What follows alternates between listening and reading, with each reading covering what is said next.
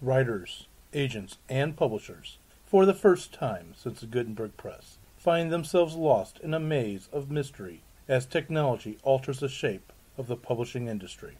Searching for Answers is a group of writers throwing pop culture, writing, and publishing into a crucible of clarity, passion, and humor. This group is the Write Pack.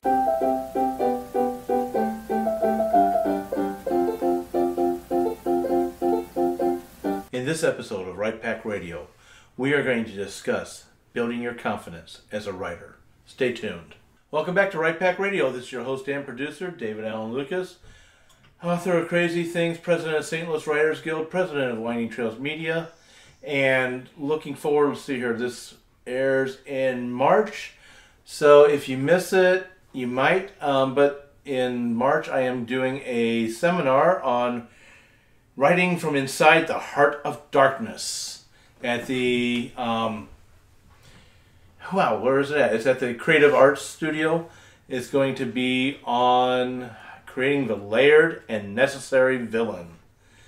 And under Winding Trails Media, we will start having webinars available later this month, and new ones coming out every month or thereafter. And with that, I'm going to turn this over to our lovely co-host. Hello, my name is Kathleen Kayembe. I write speculative fiction under my own name and romance under a pen name, Kaseka Invita. You can currently find my novelette, You Will Always Have Family, a triptych, at nightmare-magazine.com, and my short story, The Fairy Tree, at lightspeedmagazine.com, and both on the Locus recommended reading list for 2017. Excellent. And also with us is... Hi, my name is Chanel Etchen, and I write speculative fiction and other things. I'm Melanie Lucas, and I actually did some writing in my fantasy novel this week. Knowing Melanie's work schedule, that's a miracle and a half sometimes. I used to have that type of work schedule. I'm glad I don't anymore. Not as bad as his used to be. That's true. And also returning with us from being absent for lots of months. Lots of months. This is Dante Carlisle. I recently just released my third novel, Dire Hope, which is available on Amazon in ebook and paperback.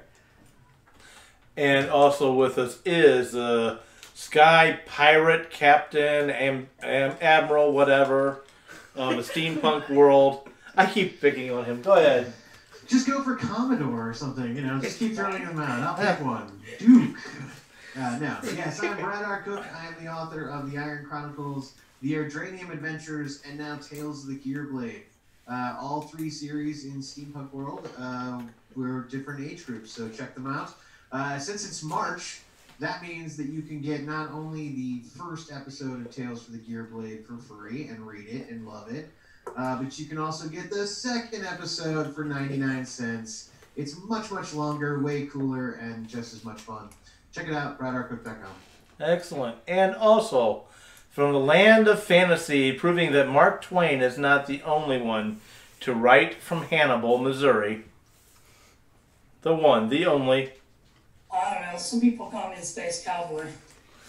Whatever. No, that's my old nickname. You can't steal that. I'm just joking. Go ahead. Okay. All right. Captain Tight Pants. I am Ryan P. Freeman. I write fantasy. I live in Hannibal. And yeah, there's more than one writer in town, Mark Twain, so you've had enough statues. What can I say?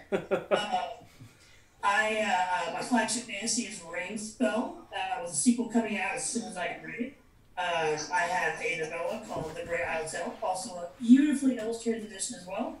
And I have Triangle of Signals, which will soon be an illustrated edition too. And I'm writing more as we speak.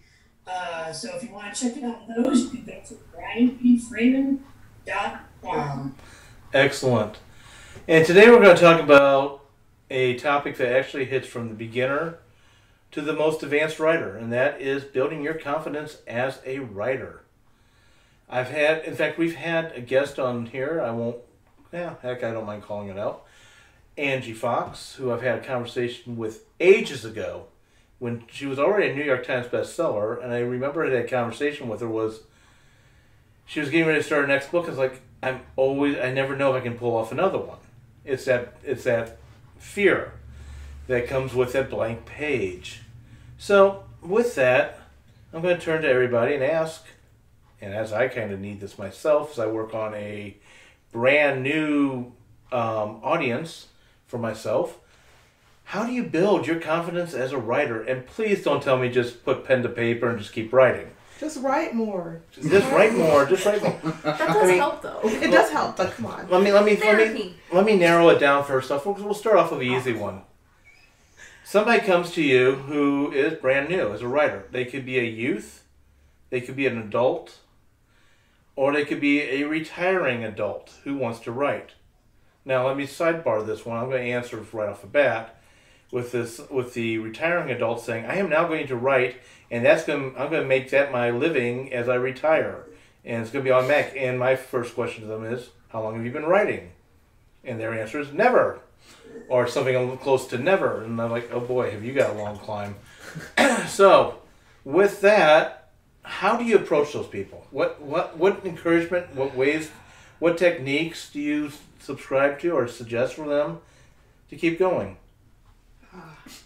And everybody's giving me a grimace of like, oh, I don't want to go first. Ryan, please jump in.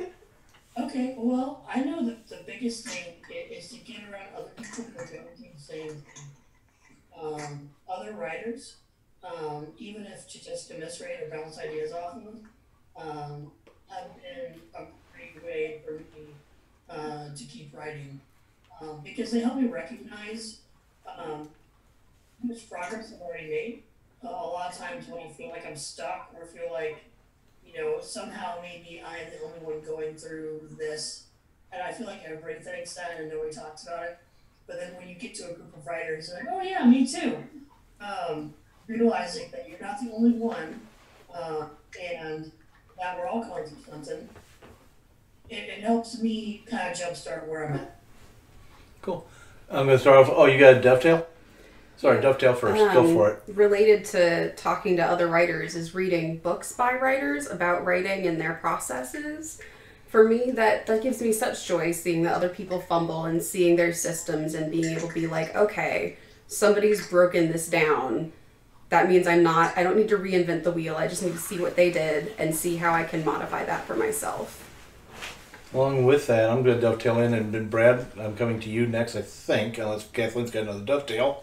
And that is, there's a great book out there on writing. I'm not a Stephen King fan by any stretch of the imagination. However, his book on writing, his memoir, is fabulous when it comes to it. And he describes one thing of basically you need a toolbox. And that processes that you've talked about is something that you would put into that toolbox as you learn this craft of writing. And I'm going to sidebar with that with saying also too, processes work for the people who are describing the processes, but if they don't work for you, don't get discouraged. Find your own process. Take ideas that come from other people and go from there. Brad, and then Kathleen. Okay, all good things to say. Yes, you should definitely hear the words of the great masters. I wrote a couple of blogs about it too, so I highly recommend going and listening to their quotes and reading their quotes too, where they talk about writing in kind of a philosophical sense, not just the nitty gritty, kind of technical side of writing, but also the philosophical side of writing, which brainy quotes, quote garden, all those good things like that. But the one that I really wanted to throw out is the thing you asked. You asked the question, so I'm throwing out an answer. The thing I tell to every, group that I talk to, and more importantly, every school group that I talk to, and the advice is the same no matter your age. And that is, if you want to be a writer and you're writing, guess what? You're already there. Because there really you don't need anything else to call yourself a writer other than to write. Publishing and all that kind of stuff, that comes later, and that's a whole other ball of yarn that is in this industry. But to actually just get words on paper and write is kind of a sacred act. And I say that because it's, has been for, 10,000 years or so. But the point is that when you have that belief in your heart that just because you want to write, that makes you a writer. The rest of it's about becoming an author and about refining your craft and doing all that kind of stuff. But, anyone can do that. Anyone can write that amazing first novel, that breakout novel that becomes a huge success and wins Oscars and all that kind of craziness. Anyone can do that. It is the 0.1%, let's say, but it is true and it's possible. So, I always tell people, and this is kind of a big one because there's so much self-doubt that comes into writing, that you are a writer because you write, and you have every possibility of writing the greatest novel of this century and the next within you. So, take that. And I think, Brad, you meant Newbery Awards, Pulitzers, whatever, not the Oscar. Unless you're a scriptwriter. No, because those books can win awards and eventually get to the whole Oscar vibe, where then the movie gets, the book gets destroyed and all that fun stuff. Yeah, Hollywood, it gets turned over to Hollywood, and God help you. We all want our books destroyed by Hollywood. All of us would love it. That's like the ultimate goal. Yeah, that would be We fantastic. all want to get paid by Hollywood. We still don't want our books destroyed. No. Maybe We just that's don't me. mind that much. And it all That's how you depends. get paid in Hollywood. Unless you're Agatha Christie, who absolutely hated everything they did to her books. Kathleen, I'm a stupid- Dante, then over to Chanel. I was going to say, the Amherst Writers and Artists method, one of their principles is a writer is someone who writes. So if you're writing, you're a writer. And as Brad said, an author is to do with publication, but that's a different beast. I was going to say, in answer to your question, something else that you can do, you'll probably hear that you should read good work because, garbage in, garbage out. And the opposite is true as well. But I think it can be very, very helpful for your confidence to read stuff that is horrible, stuff that you can do a better job than. Like, Octavia Butler is a fabulous writer, and something that I read about her that gave me such joy was she saw a terrible B-movie, and she was like, this is horrible. I could do way better than this, and someone got paid for this. And I tell myself that sometimes when I see horrible movies or read horrible things. I'm like, someone thought this was a good idea and someone else paid them for it. Like, watching a horrible movie, I'm like, okay, I can do better than this. I can be a director. I can be the change I want to see in the world. Go home and write something, Kathleen. You got this. And thank you for saying that, because I was going to dovetail it in, and you hit it perfectly. Dante, and then Chanel. That has happened to me twice now. First, I love Brad's idea about the quotes, as far as what you find, what something that speaks to you, that sort of thing, something that gets you wanting to write, as well as he managed to steal 4 of my points right there in his one thing. Also, I like the idea with, read something that is bad, read something that is good, but not only read it, identify the points in style that make it good, that make it bad, and I think improving that aspect of technique is definitely going to be something that improves your overall confidence in writing. I mean, part of the joke is that, what exactly makes us good, bad writers and everything else. So that's one of my big ones. And once you do write something, polish it as much as you can, but at a certain point you have to say, okay, this is as much time as I'm going to spend on it, and once you put it out there, don't fear what's said about it or what is not said about it, and just put it out there. Let it be done. Excellent.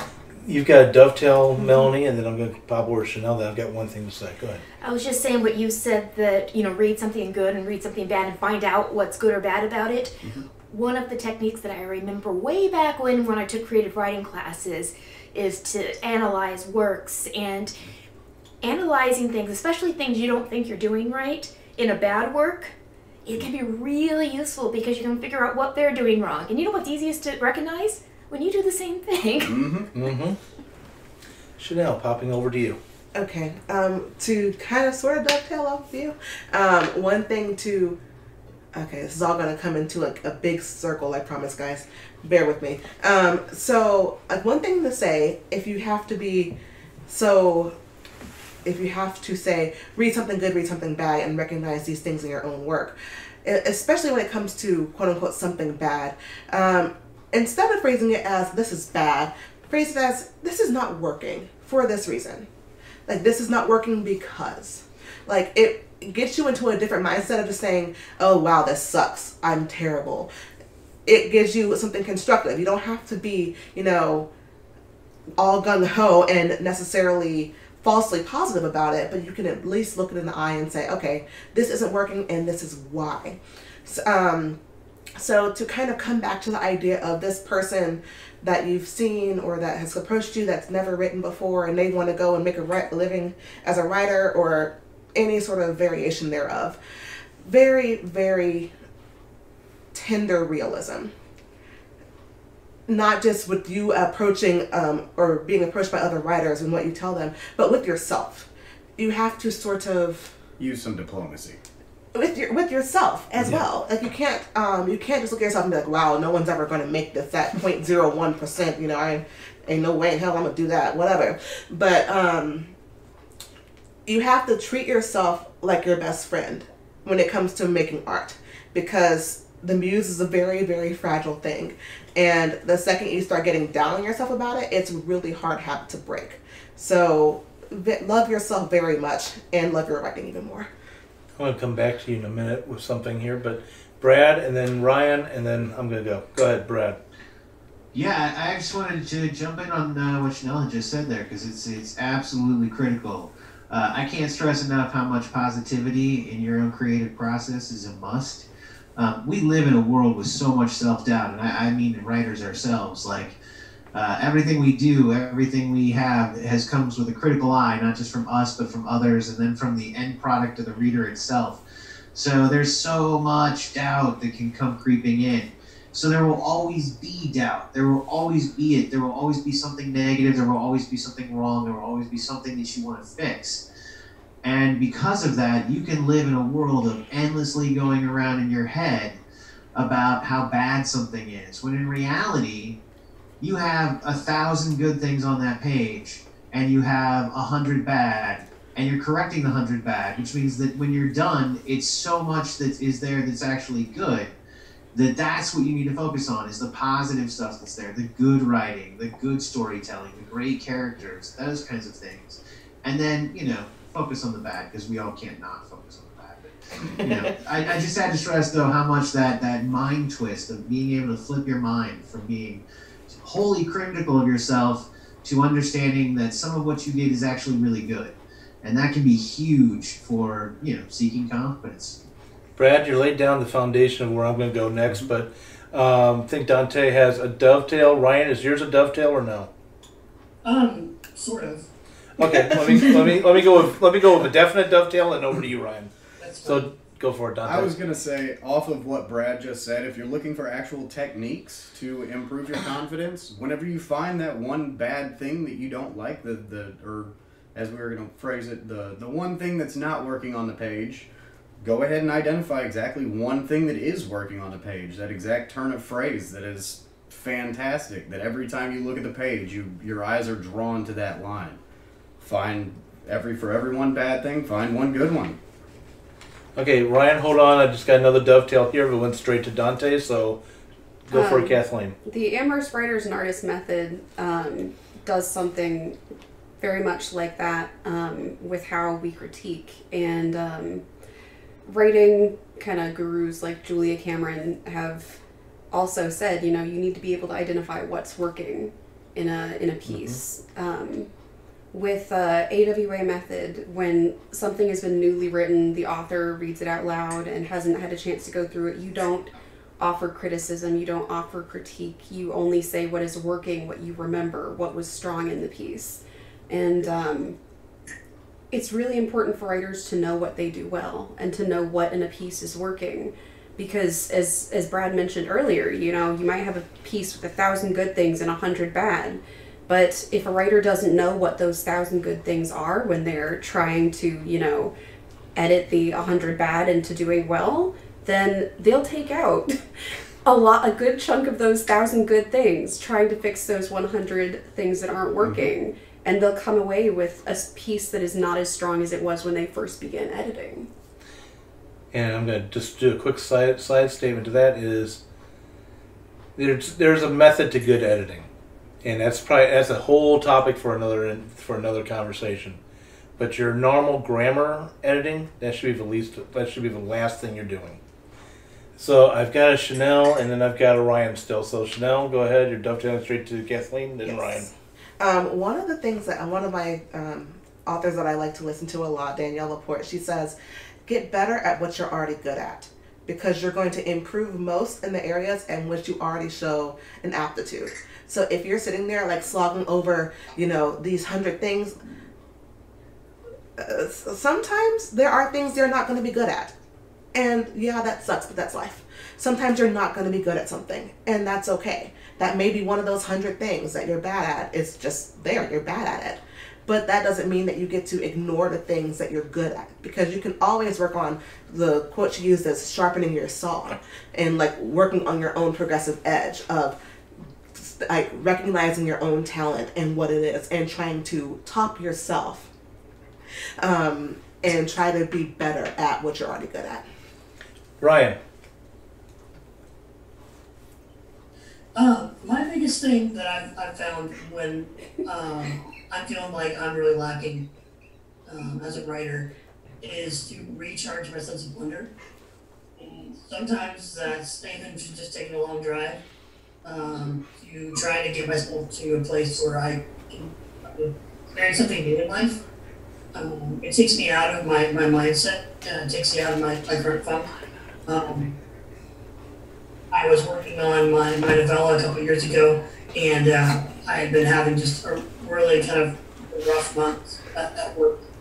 And I had a long weekend, and so I called up my wife and I said, "Hey, Steph, I think I'm gonna drive north. I'll be back on Sunday." And she's like, "Oh, okay." And I kept driving north, and if you keep driving north, eventually you hit Canada. And Well, that's if you're in the United States. Yeah, if you go straight up from Missouri, you eventually hit Thunder Bay, Canada, Ontario, on the northern side of Lake Superior. I had my passport was still valid then, and I got to the border crossing. The guard's like, "What's your purpose in Canada?"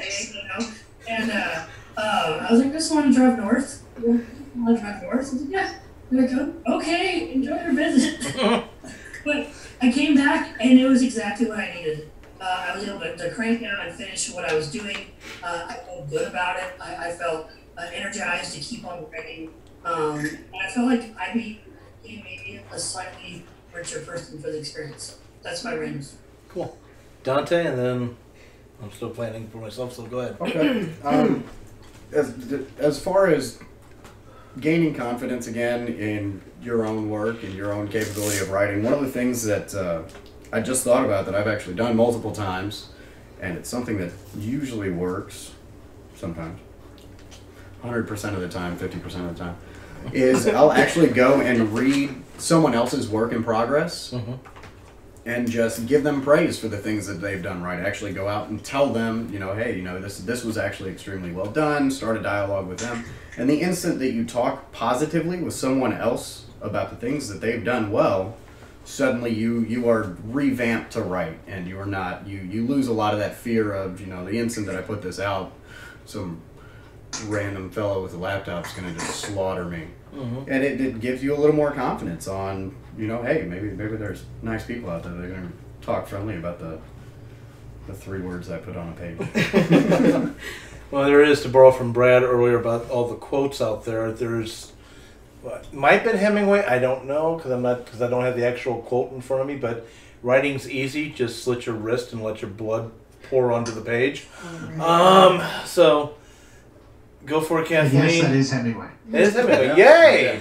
Well Yay, played. my memory. Well done. Go ahead, Kathleen, and then I still want to do what I was going to say. So go ahead. So something that helped me immensely that I'm still kind of trying to get into being able to do again was Dante, what you said about having people who will read, you know, your first drafts and just be excited about them with you.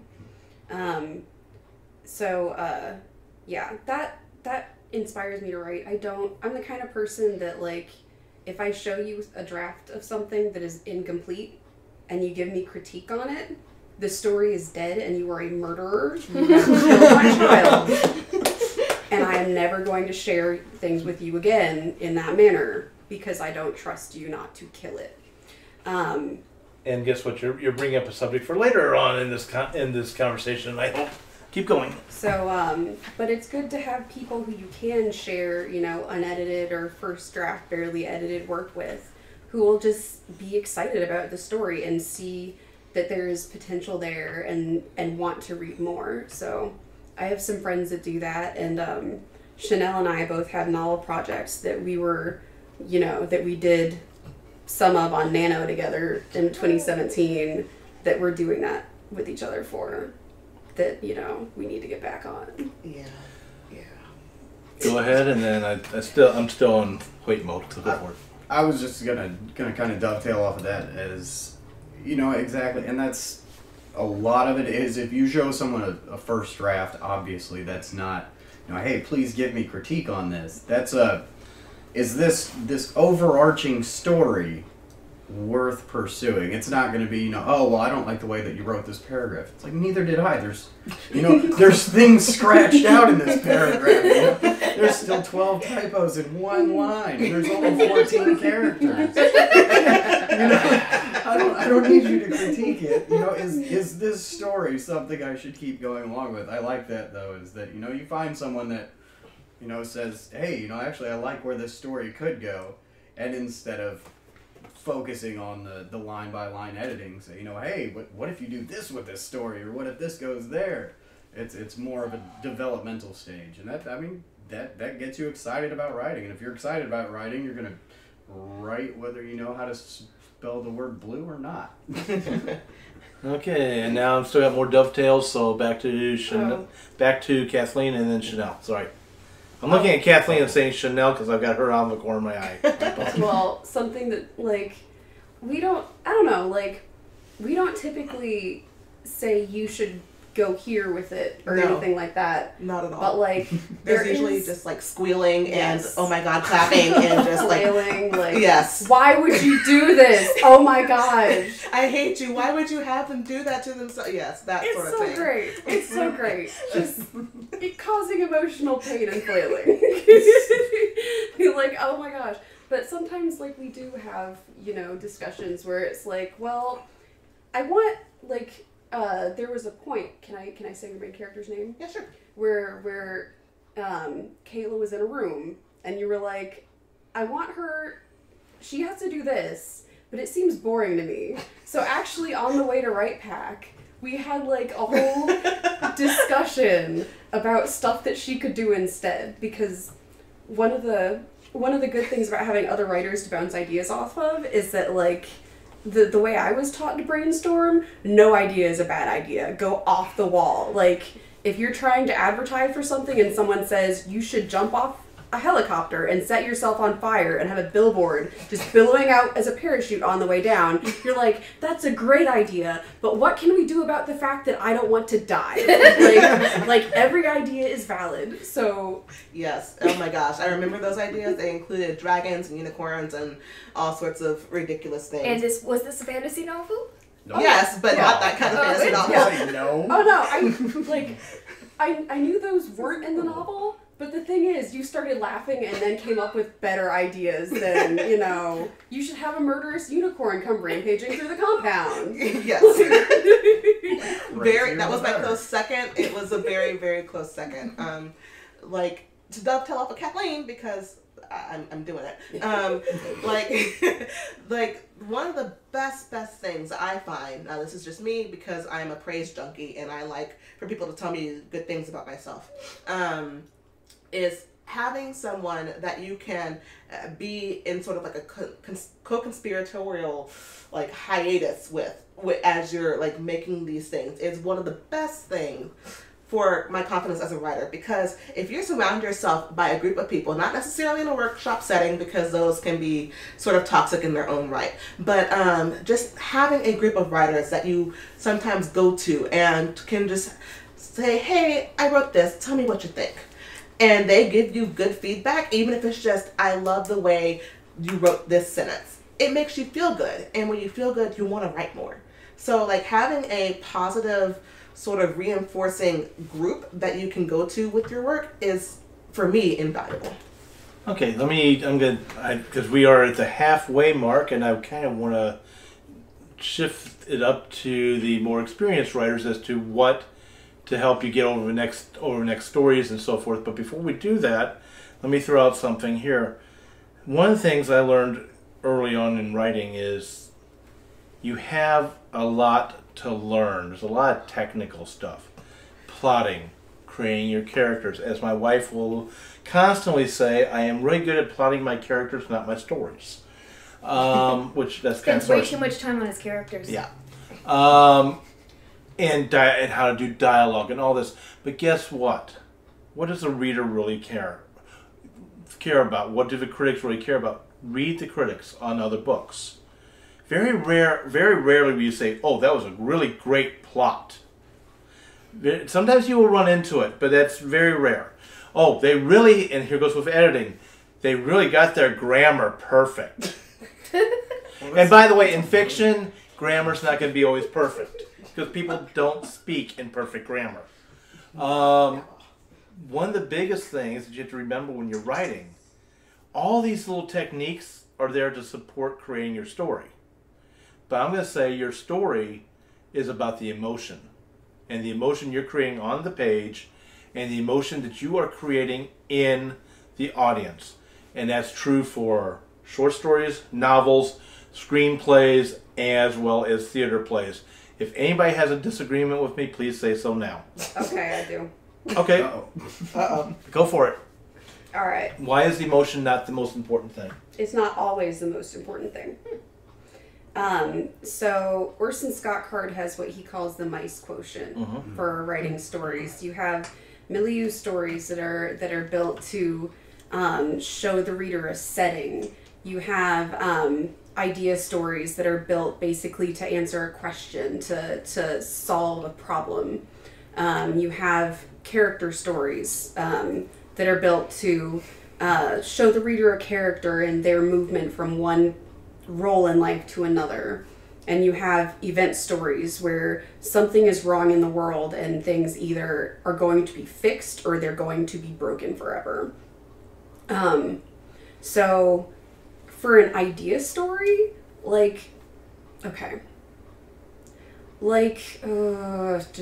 is it called? Now You See Me, as opposed to the sequel. Oh, jeez. So mysteries and heists are both idea stories, and the emotion you want from the reader is not the same as what you would want in a character-driven story. Agreed with that. And Now You See Me, the point is, how are they going to do this thing?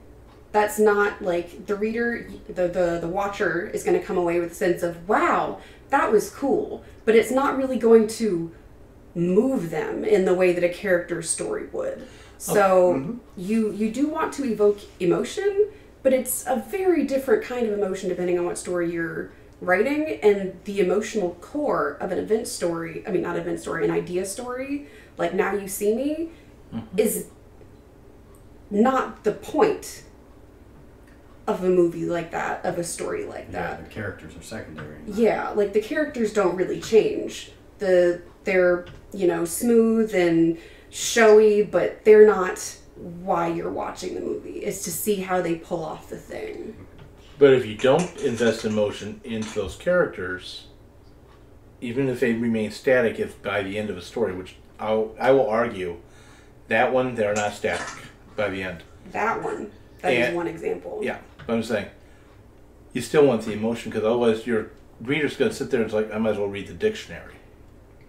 I'm not saying you don't want emotion. I'm saying that some stories, the emotional core is the main thing. And other stories, like the events or the situation of the world, is the main thing. Some stories have an emotional core because and those are primarily character driven. But like for other types of stories, no, you don't need to know the characters that well. Like if it's a mystery story, you don't necessarily need to know everything about the person solving the mystery. You want to know the point of who done it, who did it, how did they catch them. It's a very different type of thing. It's different emotions. It's a different. We can discuss it all the time.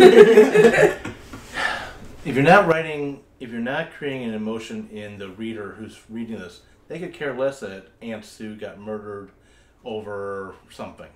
You have to have there still has to be an emotional tie-in. Is a different emotion. You're not going to have the same emotions in a murder mystery, but you are going to have in a romance. And you're not going to have the same emotional responses in the romance that you would in, say, a horror. Okay, so what you're saying, it sounds like, is that you want your stories to evoke emotion in the reader. Right. Okay. No, I agree with that. When I hear emotional core, I think character.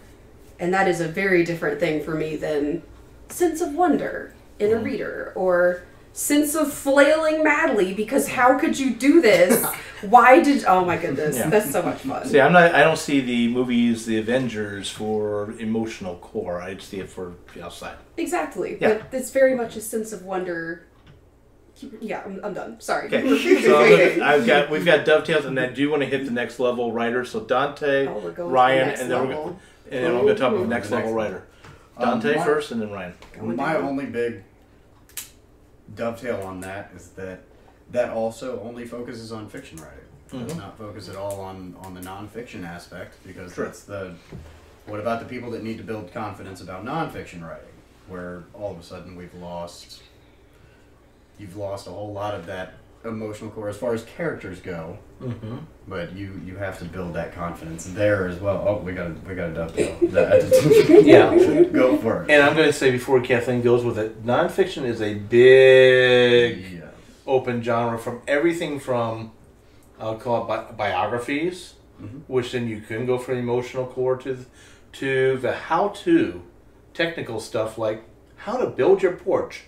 I'm not going to cry over my hammer hitting a nail. Well, unless it hits in the process. So dovetail from Kathleen, and then maybe over to Ryan next. Oh, I was just going to be that person that's like hashtag not all nonfiction. Because they're... I beat you to it. Sorry.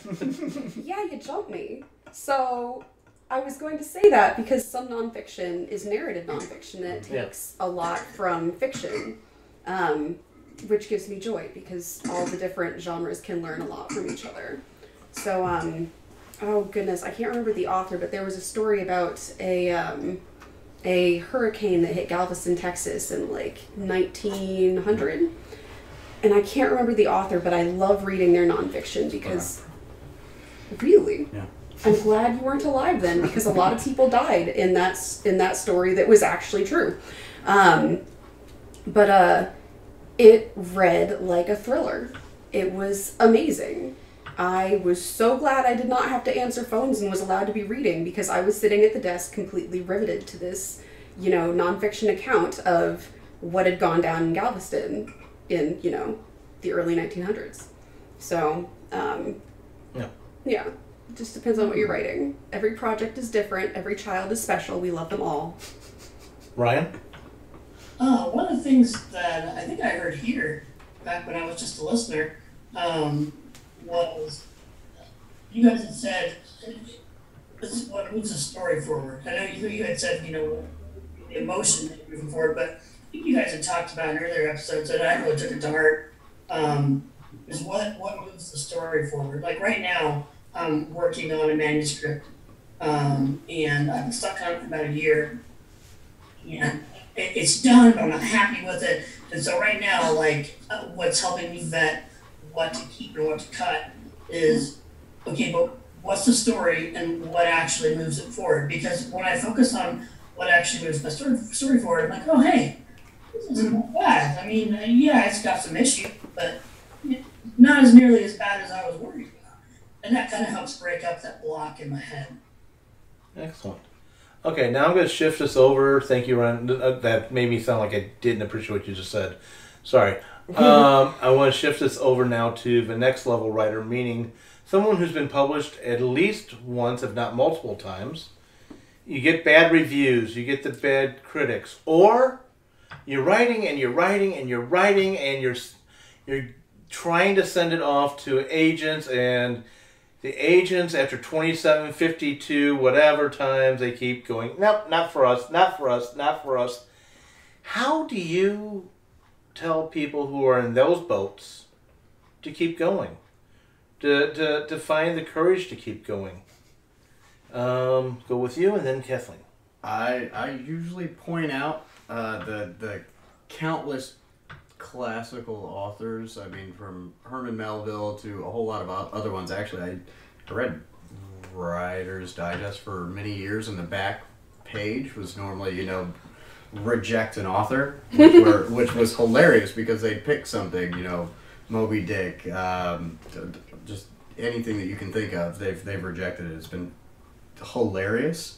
Mm-hmm. But I mean, you look at a lot of these classical authors, and I mean, you look at the amount of times that they were rejected, and I mean, some of them are into the hundreds. That you read these fantastic books that you've known since you were 10 years old, and you think, well, whoever was offered this first had to have jumped on this. And then you hear the story, and it's like, no, they were rejected 114 times before anyone accepted their work. I think Stephen King actually had 7, 10, which, as you said, he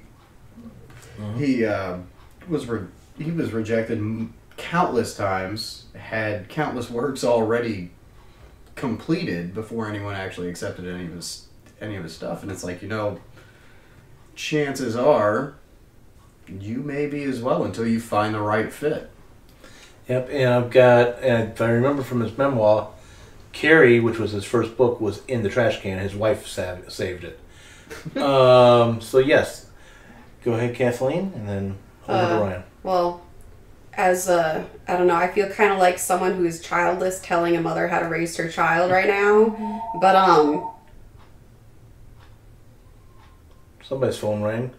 Go ahead, not mine. But Dante, what you said about fit is really important. You can have an amazing story, you can have an amazing manuscript, and it won't be the right fit for the agent who you send it to, or the publishers that they're sending it to, and it could get rejected 30, 40 times. A Wrinkle in Time is being, well, it's made into a movie now. I mean, it's coming out in the next month or so. Hopefully it's a good version. Hopefully. I'm hoping. See what So Hollywood did to it. but like A Wrinkle in Time is being made into a film. It may have been made into a TV miniseries as well. I'm not sure. It's based on a book by Madeleine L'Engle that was rejected, I think, 42 times. And there's a story she said about her book was finally accepted and it was winning an award. And a publisher came up to her who had rejected the book and had said, after all this, like, I wish I had taken it, but I also have to wonder if I had taken it then, would this have happened? So, I mean... Hindsight's 20/20. Mm-hmm. Yeah, but I mean, like, if they had taken it at that particular time, would it have still been up for an award based on the things that were published that year? You have to ask. So, yeah, everything happens for a reason. You should definitely put your kids on a schedule. And, yeah. Before I jump over to Ryan, just two things. One thing you said made me remember why I was going to dovetail into Dante and wasn't talking about Stephen King. Somewhere in our earlier seasons, I think second season, we had a panel discussion about would these books make it now. I think it was from inside the Shark Tank or something like that. I forget the title. I don't have the list of episodes in front of me. But we went through a lot of the classics and the popular books that got published, and would they be able to get published now? So it's an interesting conversation. So you can go back, find it, and take a listen to it and see if you agree or disagree with that, with what we said back then. Go ahead. That just reminded me of something I'm pretty sure Angie Fox said. She's a hybrid publisher. Right. She's both traditionally published and self-published. And she published a book and did very well on sales independently by herself. And one of the things she said is, if this had been traditionally published, she doesn't think it would have sold that well, because she's actually very good at marketing too. Right. But she had more freedom to change price points, to do all sorts of things that her publisher wouldn't have allowed her to do. So it was more, that particular book was more successful, and she earned more money off of it by doing it herself. And which kind of leads me to the other dovetail that I'm going to jump over to Ryan. And that is, while it sounds absolutely horrid. Oops, I just lost Ryan. Hopefully he'll call back in. By the time I'm done. While it sounds absolutely horrifying to a writer that going through traditional published, you go through this double digits, maybe triple digit rejections before a story ever gets published. And thus, why not just traditional? Why not just do self-pub and get it out there? The self-pub realm does have this one danger to it. And I'm not putting it down, I'm just identifying it.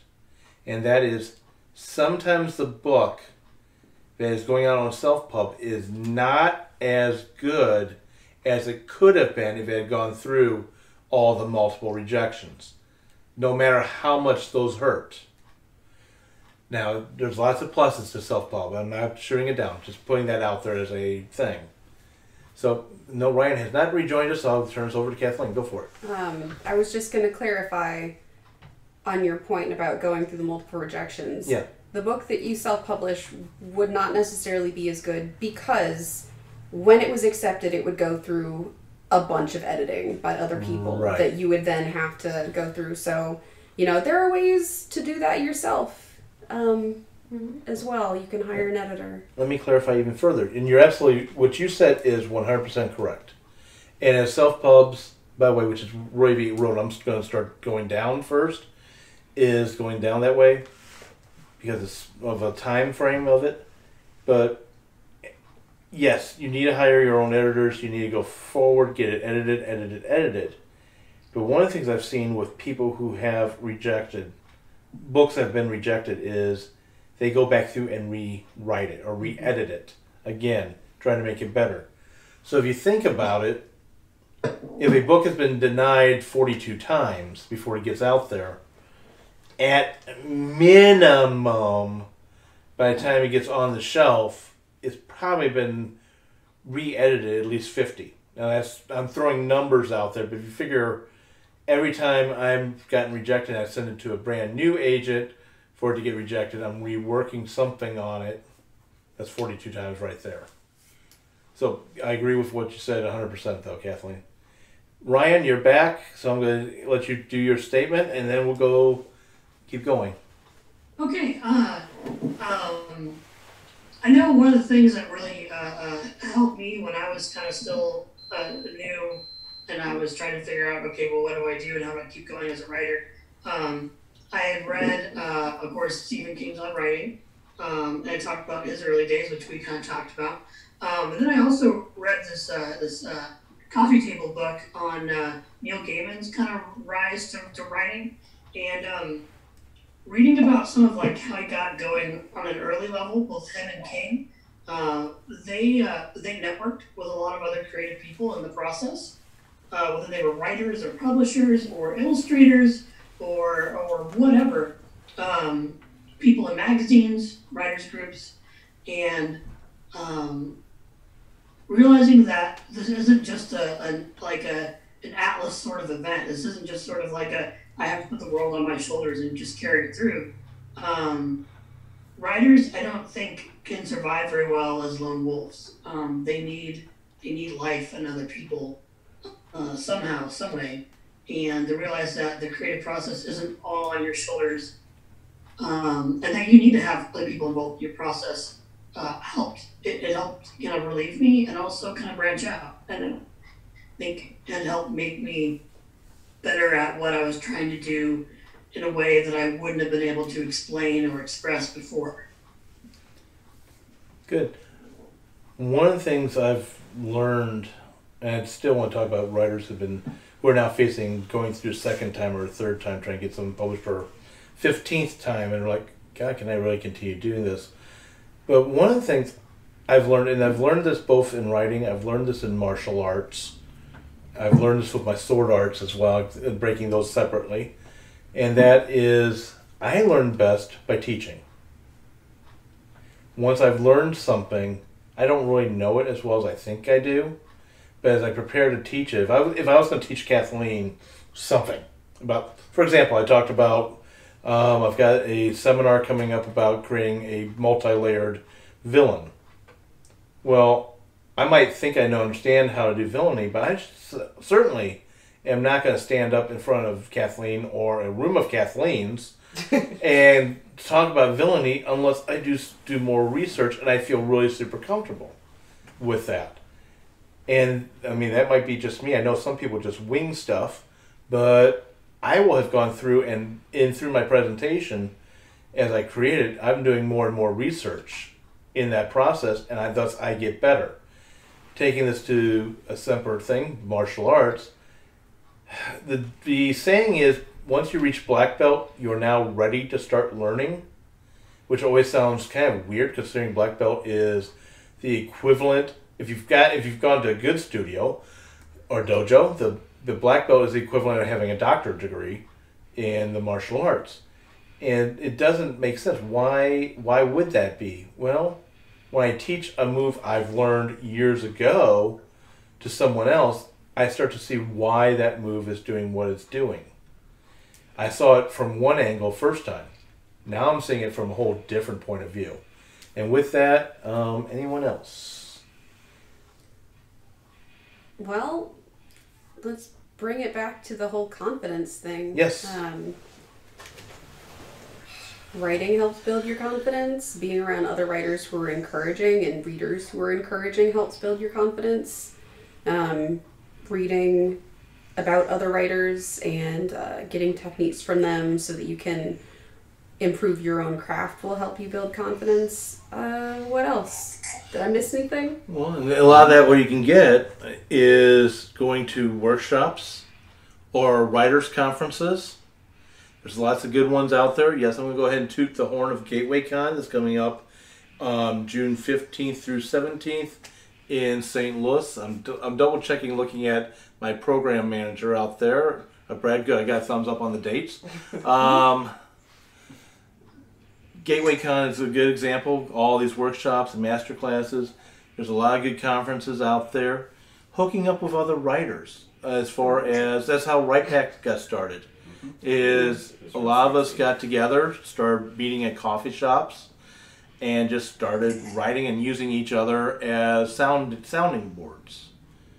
That's how you can build the confidence up. And if you are an experienced writer, I would dare challenge you that you have if somehow you're now just working in your basement of your house or wherever, that's all you're doing, and then you're wondering why you're not able to write the next book.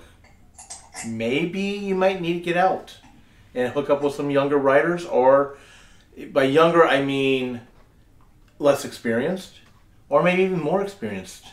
If you can find a writer who's willing to mentor you, good luck and congratulations. Not always out there, but connecting in and plugging into the writing community in any way, and social media lets you do a little bit better, will energize you, or hopefully energize you, to doing something that you feel like you can't do. And let me say further, if you are an experienced writer, meaning you've got stuff out there, you've already overcome something which most of the other writers who are still newbies wish they could do. Get stuff out. Get their names out there. My final thing I'm going to say is don't do something I did, and that is put the writing on hold. You put your writing on hold, the muse gets very unhappy, and I don't care how much candy and honey and wine you offer it, it may not come back. So any final thoughts on this? On building confidence? It'll come back. Just grovel a lot. Yeah. Just Grovel a always lot. be there. Actually, I think Like, it's back show finally. up to all the dates you set up. Offer libations. Yes. Ryan, go for it. Write fan fiction. I know we kind of like booed the saying at the beginning of this, but keep writing. Yeah. I know it's cliche, and I know it ought to be like a writer's Hallmark card, but keep at it, because only you can tell that story that you have. Only you can say it is so. I agree. You tell it. And anything else? Going once? Twice? So yes, the cliche remains true. I just wanted to skip it at the beginning and make that our only piece of advice. So on that, I want to say thank you for listening. Tune in next week for yet another interesting topic of the writing industry. And in the next episode, we are going to talk about techniques and so forth and building your confidence with them. Thank you for listening. The new theme songs for Right Pack Radio were written and performed by Meredith Tate. All copyrights remain with her.